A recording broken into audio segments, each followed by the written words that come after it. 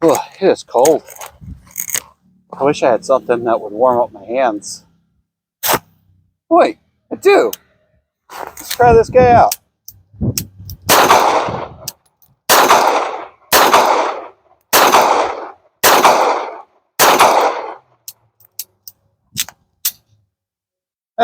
It's okay. They call me a god. They call me a god. They call me a god. They call me a god. Let's go. Hey guys, welcome back to the Gundini channel. I got something okay for you today. It's in the category of mouse guns. Yet again, another mouse gun. Today, I have the Smith and Wesson M&P 380 Bodyguard. It's neat. It's a small little 2-inch barrel. I think it's actually 2.5 inch. Granted, pinky does not go on, even with the finger extension. Pinky is completely gone. But it's about the same size as my hand. It is in 380. Just a little pocket gun. I will say I did get this gun free through a contest through Smith and Wesson. So I will still try to give the best honest review I can to sell a lot of Smith and Wessons in order to get this guy. But, you know, something cool. We're going to put some rounds on target. I do got a new camera and a new target to show. So you can see what it looks like. I'm going to try my best to hit the target. I am not accurate with these mouse guns whatsoever, so I'm probably not going to hit it very much. But we're going to try the best we can. That was a light strike. Another light strike.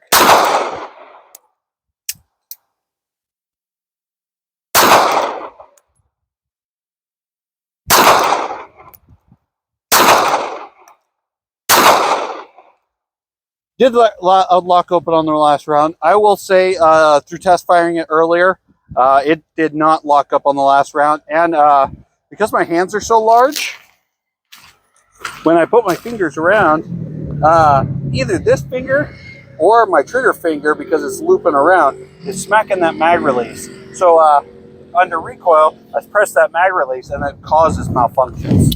This would not be one I would probably carry as a self-defense gun.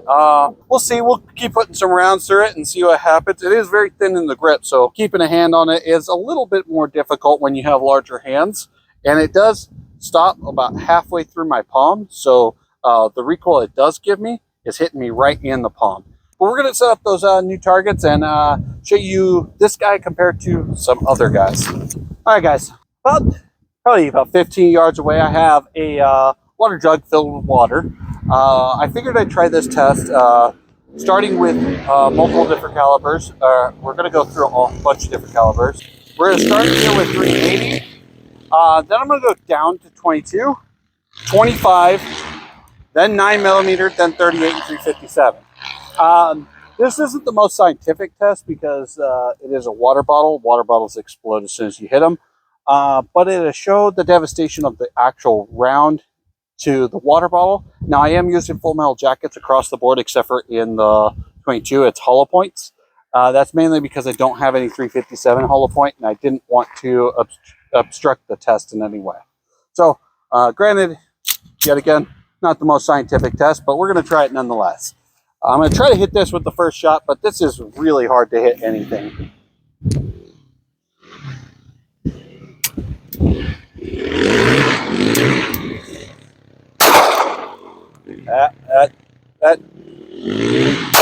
Something's wrong here. So I'm not sure how much more time my GoPro is going to have on it, but should have charged it before I came out here.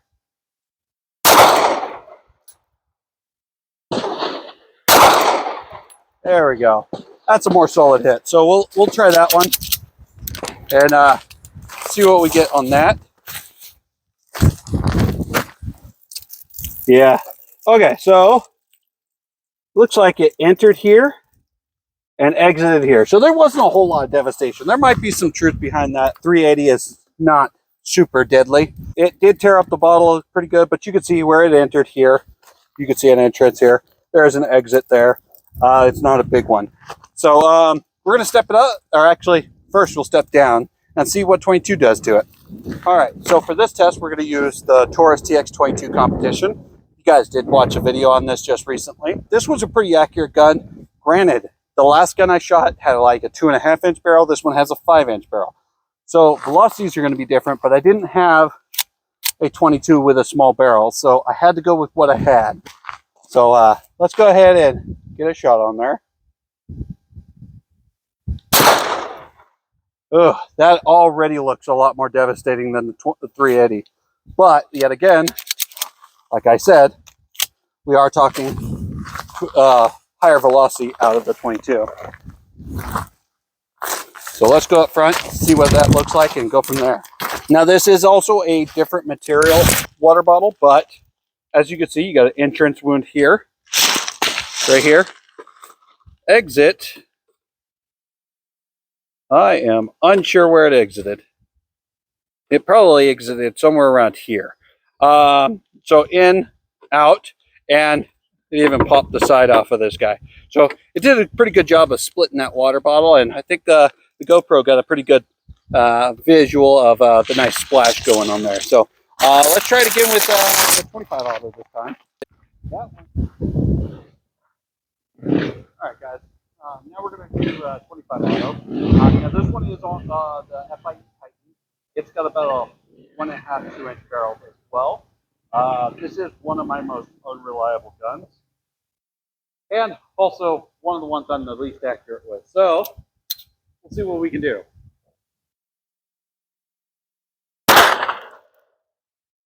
Pretty sure I did not hit it.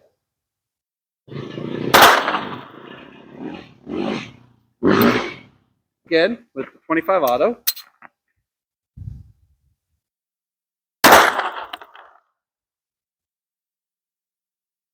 And that sounds like we did hit it that time. So let's go ahead and render this gun safe. This is something very similar to the 380. You got a entrance wound here, got an exit wound here. Not the best test, but you know, seems like that 22 did a lot more devastation. Granted, all right, so we saw what 22, what 380, and what 25 all do to that water bottle. So now we're going to step it up to what everyone considers the quintessential defense round. This one is a 9mm. This one is the Smith and Wesson M&P Shield. We're going to shoot some 9mm at this guy. I should be a little bit more accurate with this guy, but we'll test out and see what happens.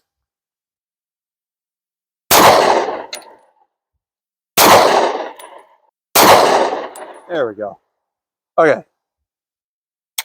Let's render the gun safe. Oh. Yeah, so you can see an entrance wound here. Not sure if we got an exit one. Oh yeah, there's the exit. Okay, so a lot more than 380.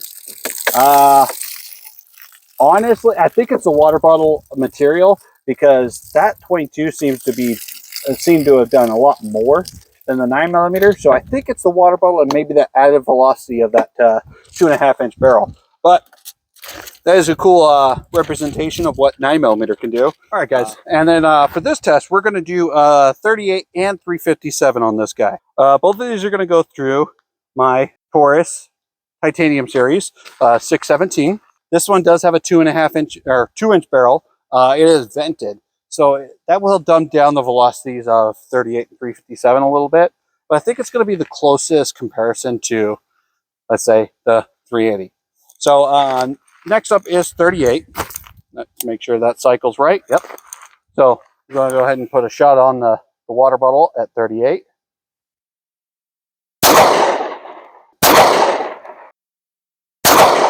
There we go. It does sound like we got some water squirting out of there. So let's go ahead and head on up there, see what's going on. I did open the cylinder, but I'm not going to empty it. Okay, so that hit way low. So let's try it again. Let's try it. 38 at the water bottle. We're going to go a little low because this is hitting a little low. There we go. That's a good demonstration of what 38 can do to this guy. I am going to open the cylinder, but I'm not going to empty the rounds because I still have a couple rounds of 357 and looks like a couple rounds of 38 still in this guy. So, okay, so, oh yeah, so we got an entrance wound here. I did fracture the bottle going in and exit coming out here. It did not fracture the bottle going out, and that's probably because most of the hydrostatic shock hit right at the beginning. All right, guys, so we saw what 38 did. We saw what 9mm did. 9mm and 38, very similar in their devastation.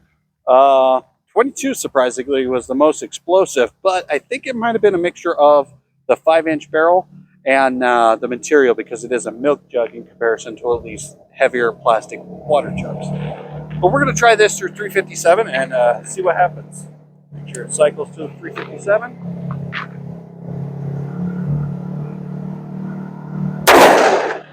Oh, that one was much more entertaining.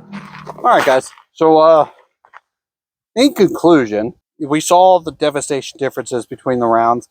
Obviously, barrel length and velocities are going to change between calibers and barrel lengths. Yeah. So, obviously, this isn't the most scientific test, but you can see why a lot of people kind of shit on 380. I do want to get this on some more ballistic style targets. Yeah, if you guys like this kind of content, definitely subscribe, the like button, make a comment down in the comment section, and I will see you guys for the next one. I got a God complex. Haters love to hate, but I never feel pressed. Got a lot on my plate, but I never get stressed. I'll take all the pressure like I'm acing this test. And like a damn Freemason, I'll run this nation. They call me a